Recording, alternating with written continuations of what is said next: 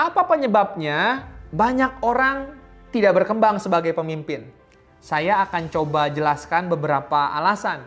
Nanti teman-teman boleh lihat apakah ini sesuai atau tidak dengan kehidupan teman-teman. Yang pertama, seringkali orang tidak berkembang sebagai pemimpin karena yang nomor satu, merasa tidak terlahir sebagai pemimpin. Banyak orang bilang, pemimpin bukan saya. Saya tidak dilahirkan dengan kemampuan untuk memimpin. Saya ingat sebuah cerita. Ketika itu banyak orang sedang berwisata ke sebuah kota tua, teman-teman, di Italia. Dan di kota itu banyak dilahirkan orang-orang hebat. Komposer hebat, pelukis hebat, dan banyak orang-orang hebat lainnya lahir di kota itu. Ketika mereka datang ke kota itu, mereka terkagum-kagum dengan arsitekturnya yang masih dijaga. Kuno, tapi mempesona. Lantainya di jalan-jalan utama masih batu, terpelihara dengan baik.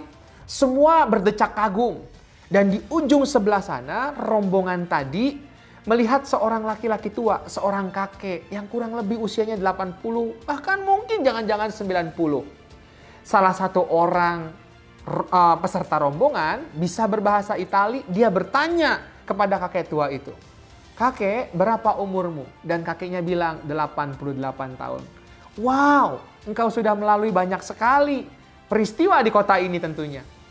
Dan kakek itu bilang, "Ya, betul." Dan kemudian orang ini bertanya, "Kakek, orang hebat mana saja yang lahir di kota ini? Siapa saja orang-orang hebat yang pernah lahir di kota ini?" Dan kakek ini berpikir sebentar dan tidak lama kemudian dia menjawab, "Rasa-rasanya tidak ada orang hebat yang lahir di sini. Hanya bayi yang dilahirkan di sini." Maksudnya apa? Semua orang dilahirkan, semua orang tidak membawa apa-apa. Sebagian mungkin membawa talenta-talenta yang memudahkan mereka atau membantu mereka untuk memimpin nantinya. Tapi kebenarannya adalah setiap orang punya potensi untuk jadi pemimpin. Kepemimpinan, jika boleh jujur, tidak dilahirkan. Kepemimpinan dikembangkan. Kepemimpinan ditingkatkan. Asal kita bersedia untuk mengupayakan. Jadi jangan pernah kecil hati kalau kita merasa, aduh rasanya bukan saya untuk jadi pemimpin. No, pelajari kepemimpinan, tingkatkan, dan lihat hidupmu diubahkan. Itu yang pertama, banyak orang merasa tidak lahir sebagai pemimpin. Yang kedua, nah ini juga banyak muncul di pikiran kita bahwa pengalamanlah dan senioritaslah yang akan menjadikan kita pemimpin.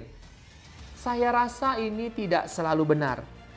Kepemimpinan itu mirip-mirip, teman-teman, dengan kedewasaan. Usia boleh bertambah, kedewasaan belum tentu. Demikian juga dengan kepemimpinan. Usia boleh bertambah, pengalaman boleh segudang, tetapi tidak otomatis kita berkembang kepemimpinannya. Karena apa? Salah satunya karena hal ini. Ketika kita menjadi pemimpin, kita pikir pengalaman akan membantu kita. Belum tentu. Karena saya tidak terlalu setuju kalau dikatakan pengalaman adalah guru yang terbaik. Ini Julio Caesar sebenarnya yang pernah mengatakan demikian. Menurut saya, pengalaman yang dievaluasi, pengalaman yang direfleksi, inilah guru-guru yang terbaik. Padahal kenyataannya seringkali pengalaman kita biarkan lewat begitu saja. Kita tidak mengambil arti atau kita tidak mengambil mutiara yang dapat kita dapatkan lewat pengalaman itu untuk menjadikan kita bertumbuh. Sehingga kita kehilangan kesempatan demi kesempatan mendapatkan kekuatan demi kekuatan lewat pengalaman. Jika demikian, pengalaman tidak membuat kita menjadi pemimpin yang lebih hebat. Tidak. Pengalaman hanya sekedar peristiwa yang kita lewatkan. Demikian juga tadi dengan usia. Nah, itu yang kedua. Pengalaman dan senioritas yang akan menjadikan pemimpin ternyata juga tidak tepat. Yang ketiga, jabatan dan gelar yang akan menjadikan kita pemimpin. Menurut saya ini lebih tidak tepat lagi. Bayangkan, jika menunggu menantikan jabatan dan gelar, maka akan ada begitu banyak kesempatan yang terlewatkan. Sebab begini teman-teman, ketika kesempatan datang, sudah terlalu terlambat untuk menyiapkan diri.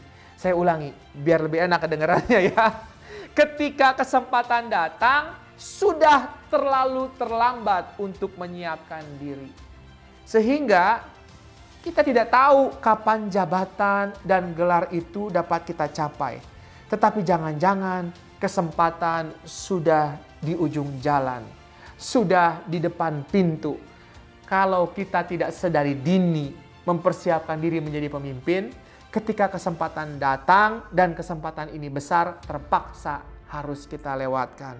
Nah, ini yang menyedihkan tentunya. Oleh karena itu, semenjak dini, semenjak awal mula dalam kehidupan, mari belajar mengenai kepemimpinan.